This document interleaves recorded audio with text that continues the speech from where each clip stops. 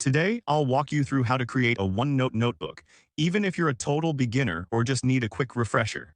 By the end of this guide, you'll know exactly how to set up your own notebook so you can organize your thoughts and notes effectively. First, let's get started by opening your OneNote desktop app. If you haven't installed it yet, don't worry, it's available for free as part of the Microsoft Office suite. Once you have it open, you'll be greeted with a clean interface ready for your creativity. Now, the next step is to click on the File option located in the upper left corner of your screen. This is similar to opening a menu at a restaurant. You're about to choose what you want to create. After clicking on File, you'll see several options. Go ahead and click on New. This is where the magic begins as you're about to create your very own notebook. Next, it's time to write a name for your notebook. Think of this as giving your notebook a title, just like you would for a book. Choose something that reflects the content you plan to store within it. Once you've named your notebook, click on Create Notebook.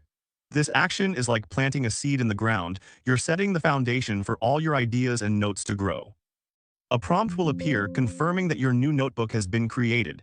It will also ask if you want to share it with others. This is a great opportunity to collaborate, but if you prefer to keep it private for now, simply choose not to share it. Now that your notebook is created, you can start adding sections and pages as you desire. Think of sections as chapters in a book, and pages as the individual notes within those chapters. This structure will help you stay organized and find information quickly. Don't worry if your dashboard looks slightly different from what I've described. Microsoft updates its software regularly, and it's totally normal if this takes a moment to get used to. To recap, we opened the OneNote app, navigated through the File menu, created a new notebook, named it, and set it up for your personal use or sharing. If this helped you out, please give the video a thumbs up.